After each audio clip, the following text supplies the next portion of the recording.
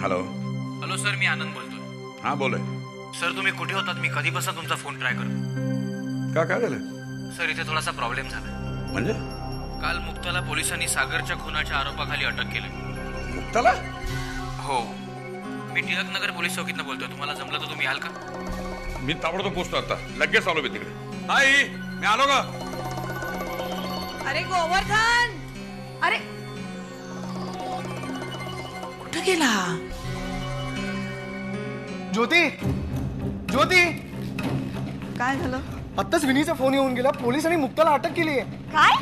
कशाबद्दल? अगं तिने सागरचा खून केला असा आरोप केलाय तिच्यावर आणि चौकशीसाठी ताब्यात घेतलंय पोलिसांनी. अरे पण मी पोलीस स्टेशनला चाललोय. मी पण येते. बरं चल लवकर चल.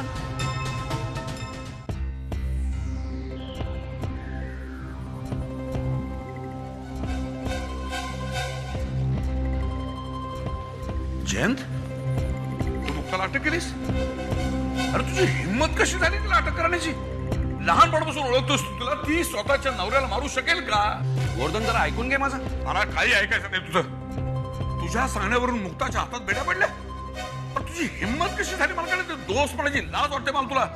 अरे तू पोलीस डिपार्टमेंट आलास म्हणून माणूस की पण विसरलास की काय तू? गोवर्धन, आमचे हात कायद्याने बांधलेले असतात, तू जाणतोस. मी असला कायदा मानत नाही. तुला वाटतं ती मुलगी खून करेल म्हणून? हे बघ गोवर्धन, मुक्तानं सागरला ढकलल्याचं पाहिलेला साक्षीदार आमच्याकडे आलाय. असे साक्षीदार कसे मिळू शकतात हे तुला चांगलं माहिती आहे. तू मला साक्षीदाराला सांगू नकोस. अरे पण हे कोर्टात सिद्ध व्हायला लागतं की हा साक्षीदार खोटा आहे म्हणून. अरे पण तू हे बघ, तू जरा शांत हो. ते जाऊ दे. मला सांग, माझ्या मुलं मी इथून कसा बाहेर घेऊन जाऊ शकतो? कसा जामीन मिळवू शकतो मी? हे बघ, तू जरा शांत हो. विनायकराव त्याच प्रयत्नात आहेत. फक्त आज शनिवार आहे आणि उद्या रविवार आहे म्हणून जरा थोडा वेळ लागेल. अरे पण बघ, तू जरा शांत हो. तू मुक्ताला आधी भेटून घे. कशाला काळजी करतोस? मी आहे ना.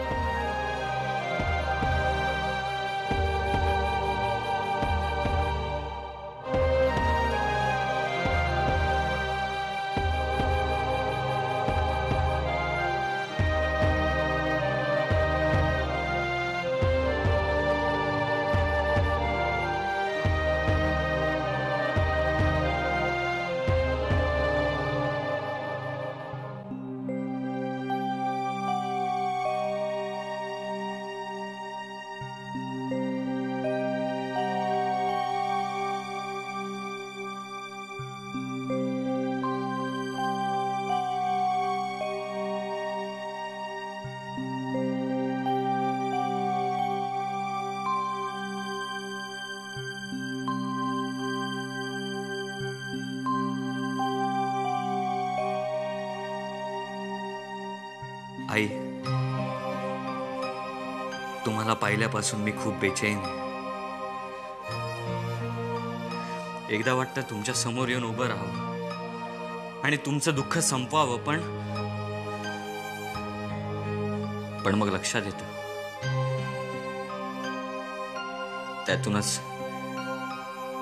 त्यातूनच आणखी मोठं नवीन दुःख तयार होणार.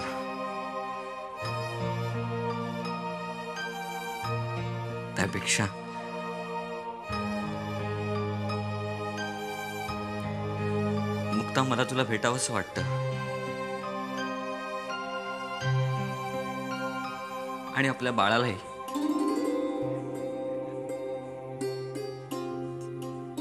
पण काय करू?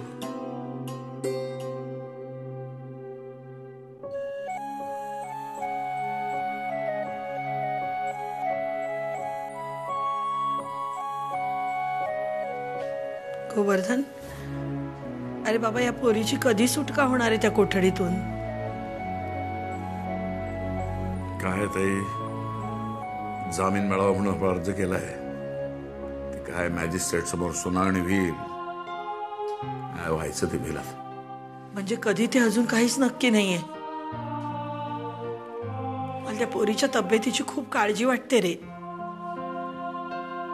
खरं तर या दिवसात एखाद्या बाईनी छान प्रसन्न आनंदी शांत असलं पाहिजे. तिच्या पोटात घरचं सकस अन्न गेलं पाहिजे. काय या पोरीच्या नशिबाचे फासे उलटेच पडताय. माझा जीव तिळतिळ तुटतोय. काही करू शकत नाही. कायद्याने हात बांधले गेलेत. कायदा तुम्ही सांभाळा, मी बघते काय करायचं ते. तू काय करतेस आता? घाबरू नकोस. घरचं चांगलं अन्न घेऊन जाते रे तिला. काय कोण साक्षीदार उपटलाय? तो साक्षी अशी देऊ कशी शकतो? तो हे स्वतः करतोय का कोणी करून घेतय त्याच्याकडनं? काय कोणास ठाऊक. अजून वाढू? नको.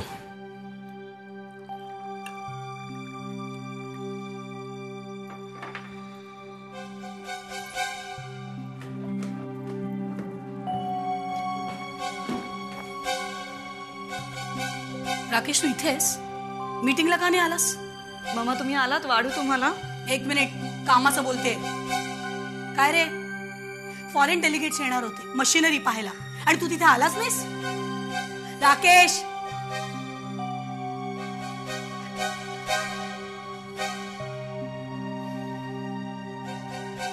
मुक्ताला पोलिसांनी अटक केली आहे. तिकडेच गेलो होतो मी. हो, आता काय केलं हिने?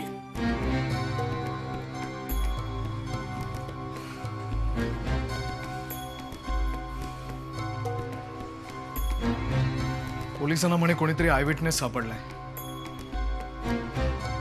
ज्याने मुक्ताला सागरला दरीत ढकलताना पाहिला म्हणे. नॉनसेन्स. शक्य आहे रे बाबा. ही मुक्ता म्हणजे अगदी माथे फिरू आहे, काहीही करेल. मम्मा, मम्मा काय बोलतेस त्याचा जरा विचार करून बोल ना. एकदाही तुमच्या मनात येत नाही का हो की मुक्तासारखी मुलगी हे असं काही करू शकेल? किती ओळखतेस तू तिला? गेली 20 वर्ष ओळखते मी तिला. आणि मी सुद्धा मुक्ताला तितकीच वर्ष ओळखतोय.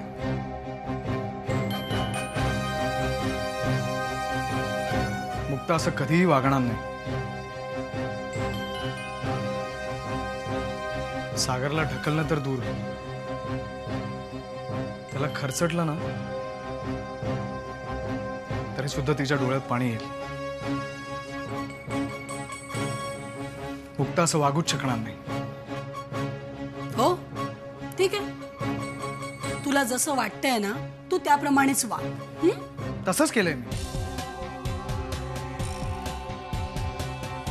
मुक्ताला जामीन मिळावा म्हणून आम्ही कोर्टात अपील केलंय.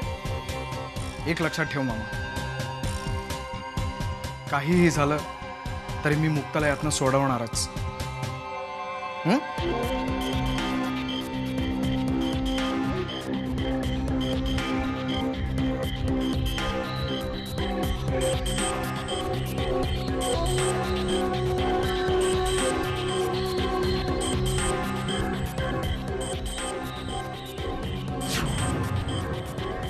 कर, तुझ्या मनात जे येईल ते कर.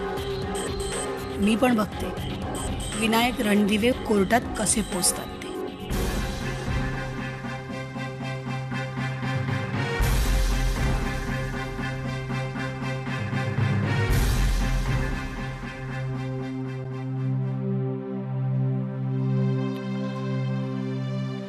खरोखरच हे सगळं भयंकर आहे. की ऐकताना सुद्धा मला इतक्या यातना झाल्या. डोक्यावर खोटं नाटक इटाळ घेऊन ती पोरगी कशी त्या कोठडीत बसली असेल मला तर खरंच कल्पनाही करवत नाही. कल्पना करण्याची काही गरज नाही. सगळं चित्र डोळ्यासमोर स्पष्ट आहे.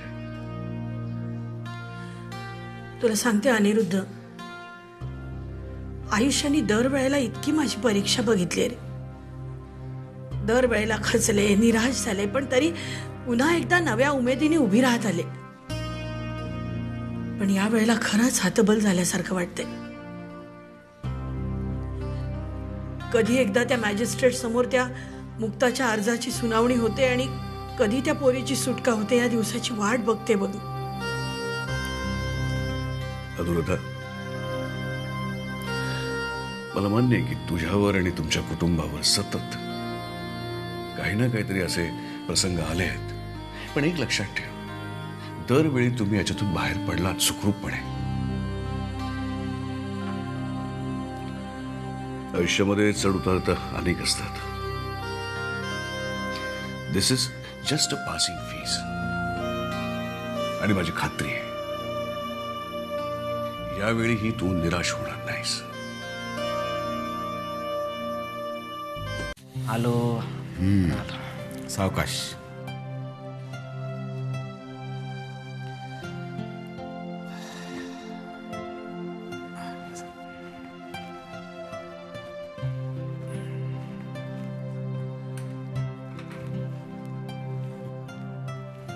हे घ्या ज्यूस. थँक्यू. आणि आता फक्त आराम करायचा. आणि हो, संध्याकाळी 4:30ला मी पुन्हा येईल. म्हणजे तुम्ही 5 वाजताच्या फिजिओथेरपीसाठी तयार व्हाल. येस. हो.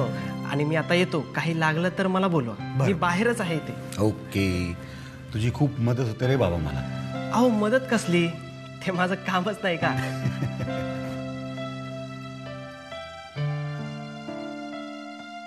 कित्येक महिन्यांनी मी आज प्रथमच काही पावलं चाललो.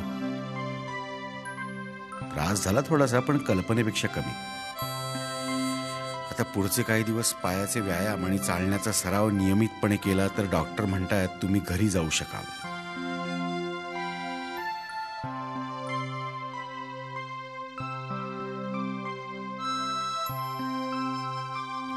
घर.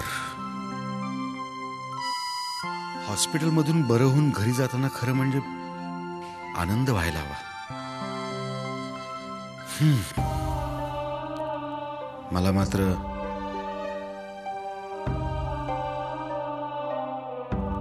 आयुष्य काय काय वळणं घेऊन गेली.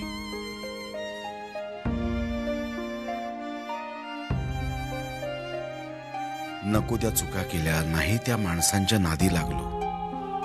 खूप वेड्यासारखं वागलो. खूप खूप वाईट वागलो.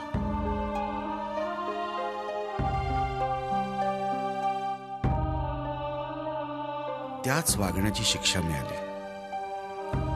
आणि आता असं वाटतंय ती भोगूनही झाली.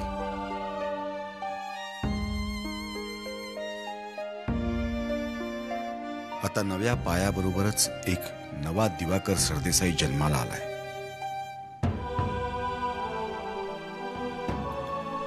घरी गेलो की नव्या रूपात काम सुरू करायचं. आतापर्यंत जे जे चुकलं, बिघडलं, ते सगळं सुधारायचा प्रयत्न करायचा.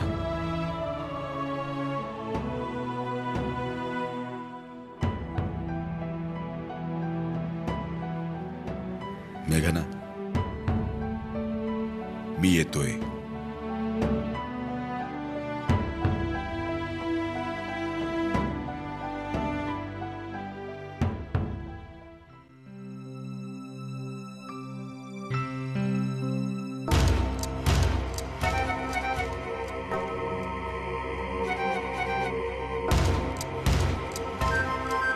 शालिनी,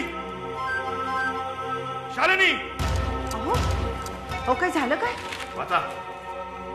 आजपर्यंत सरदेसाई कुटुंबाची नुसती चर्चा चालली होती सगळीकडे. आता त्यांच्याबद्दलच्या बातम्या पेपरमध्ये छापून यायला लागल्या आहेत. वाचा. सागर सरदेसाईच्या खुनाच्या आरोपाखाली मुक्ता सरदेसाई त्यांच्या सुनेला अटक. बसा, अजून डोक्यावर घेऊन बसा तिला.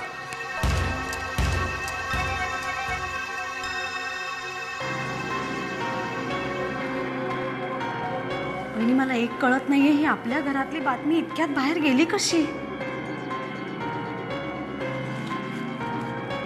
वंस,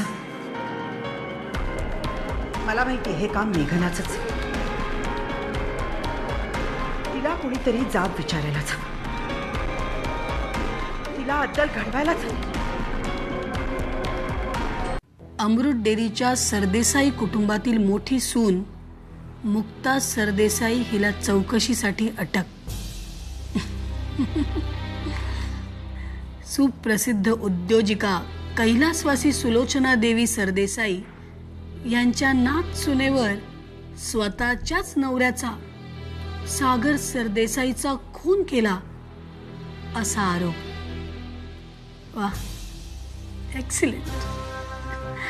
या वर्तमानपत्राने मुक्ताला कुठे तोंड दाखवायला जागा ठेवली नाही. खुनाचा आरोप सिद्ध होईल ना होईल, मुक्ताकडे आता लोक जन्मभर बोट दाखवते. वा मेघना, तू केलेला प्रत्येक प्लॅन यशस्वी होतोय. किती छान.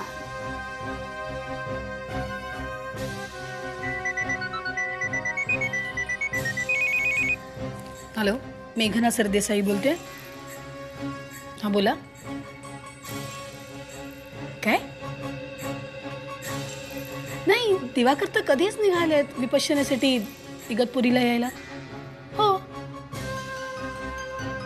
ते तिकडे पोहोचलेच नाही आहेत अजून. पण हे कसं शक्य आहे? नाही, मी एक काम करते, मी जरा चौकशी करते आणि तुम्हाला कळवते. ओके.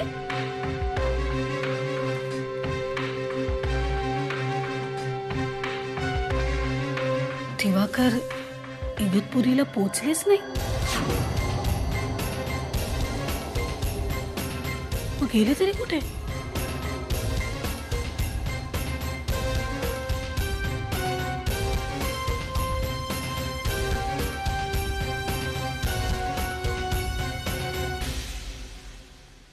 झाली का झोप? काल कुठे गेला होतास? काही नाही, असंच जरा पाय मोकळे करायला. अरे काल मी इथे येऊन पाहिलं तर इथे दार सताड उघडं, घरात अंधार. घाबरलो मी. सॉरी. पण इतका वेळ? लवकर येईन म्हटलं होतं, पण भटकतच बसलो. अजून तू बरा झालेला नाहीयेस म्हणून काळजी वाटते.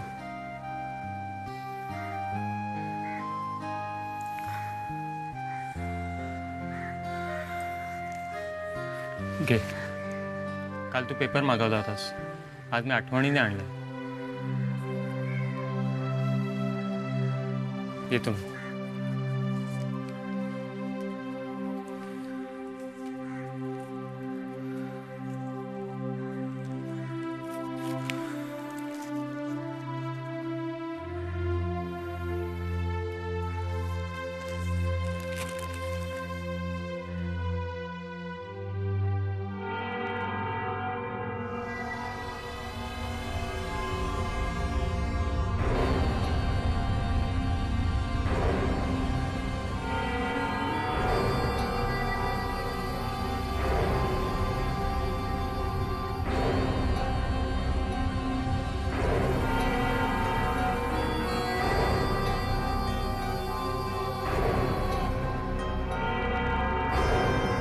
सरदेसाईला सागर सरदेसाईच्या खुनाच्या आरोपाखाली अटक?